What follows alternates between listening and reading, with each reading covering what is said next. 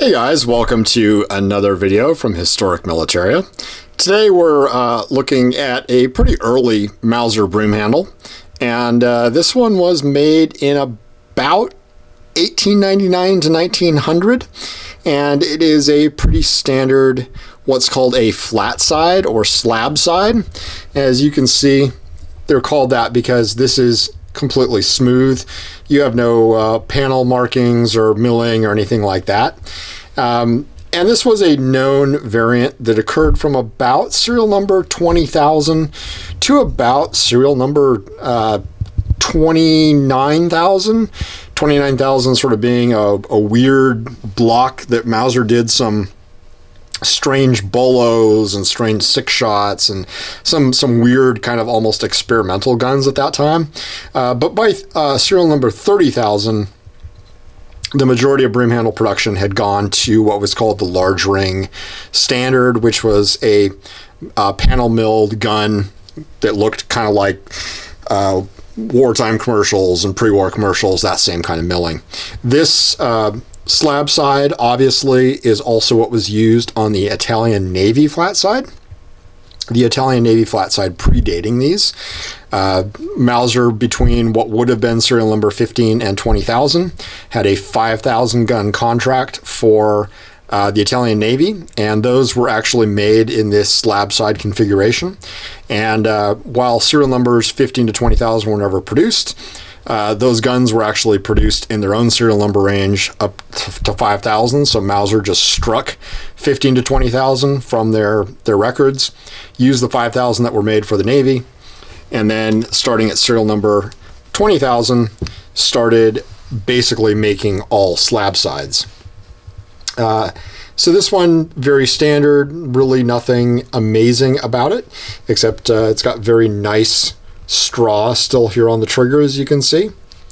It's got your typical large ring, and it's got your old style safety, which is up for fire and down for safe.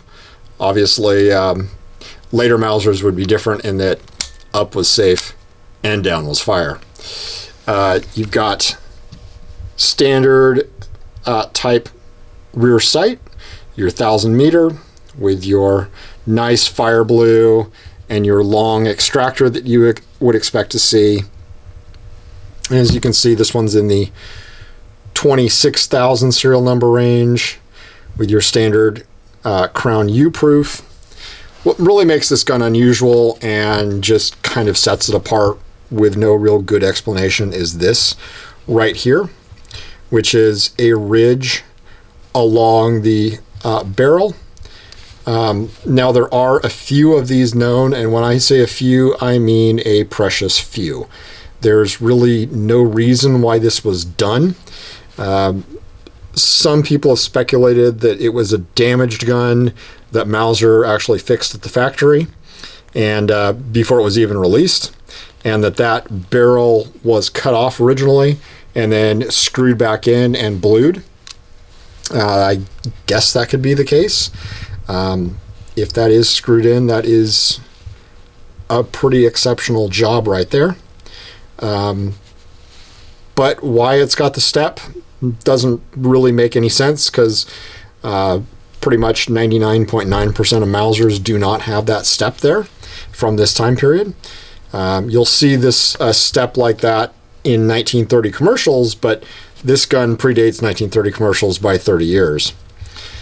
Your front sight is a typical Mauser front sight. Everything else is the same, except, again, that really strange little whatever on the barrel. And I know that this gun has been sort of the subject of a lot of speculation and a couple other guns that are known around this serial number range. But again, I wish I could offer more about it, but I just don't know why that was done. But it is certainly interesting. And as you can see, you've got no markings on this side either. Certainly no Mauser stamp there that you'd see on most guns. You do have your Ulm proof mark right there, which is the antler. and your standard Mauser chamber marking. But other than that, just a strange flat side. Thought you guys might enjoy seeing it because you don't see these every day. Certainly not one with that kind of just strange difference done to it. If you know anything about these, or if you have any theories about why that was done, or if you could tell me a little more about it, I'd love to hear it in the comments. So drop a comment, and make sure to like and subscribe when you do. And as you can see, you also have your older style grips that were used up until about serial number 34,000, and then Mauser went to your more tightly serrated standard grips that they used up until the 1930 commercials. Interesting side note, this gun does have a matched shoulder stock, and the story, and it's just a story, but I do believe it, is that it was actually brought home by a GI from World War II, and it was captured in Cologne, Germany.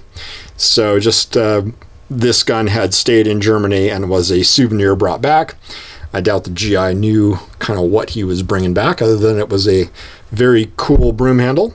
I wish I knew more about the person who carried this one, but obviously it was very well cared for, although it saw a little bit of service and got some marks here and there, but just a very nice gun, and just a very unusual one. So again, thanks for watching. Make sure to like and subscribe, and leave any comments. I'd love to hear about what you think that little thing in the barrel might be. Thanks for watching.